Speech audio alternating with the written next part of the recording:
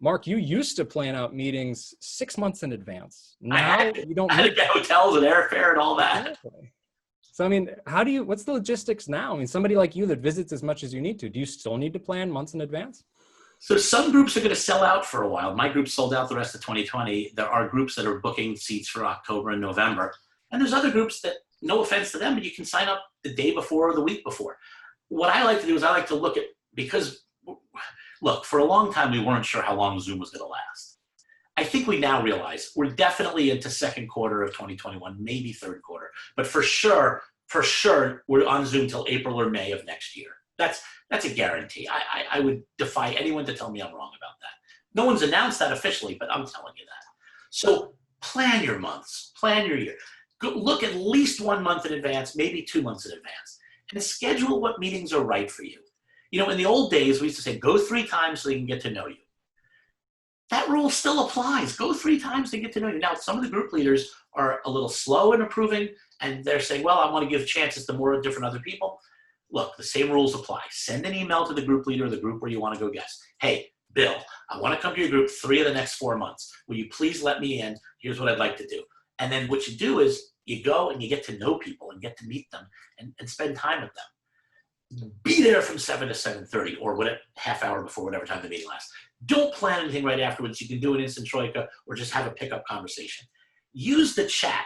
You know, a lot of people say, oh, I'm going to turn off the chat.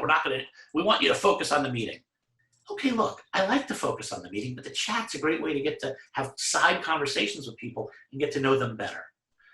And just start doing it. I would add to that, everything there is fabulous advice. And I would add, don't be shy about reaching out to someone who you heard introduce themselves and didn't end up in your Troika, right?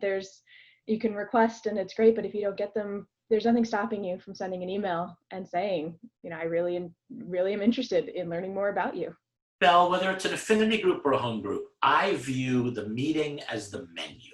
Here's what it is. We have 30, 40, 50, 60, 80, whatever number of people in the room. You're going to have 30 to 40 to 60 to whatever seconds to introduce yourself. You can't get to know somebody in 60 seconds or even 90 seconds. You get to know who you want to get to know. You get to know, who should I have a Troika with? Who should I have a one-on-one with? Who should I see in an affinity group? To whom can I recommend, hey, you're new to ProVisors, you should try this affinity group, it might be good for you. Or come guest here because there's this member I want to introduce you to. It's the menu. It's the chance for you to figure out who are the people in that group who are getting the most testimonials, giving the most testimonials, have the most interesting things to say, and get to know those people better. Socials, happy hours, opportunities at affinity groups, guesting together, bumping into the same person guesting around the country. You get to know them better. Don't worry about how long you have in the meeting. Worry about what you say, how you present yourself.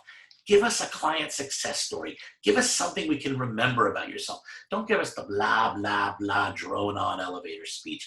Tell us something interesting. And then people will want to get to know you, will reach out to you. It works. It does.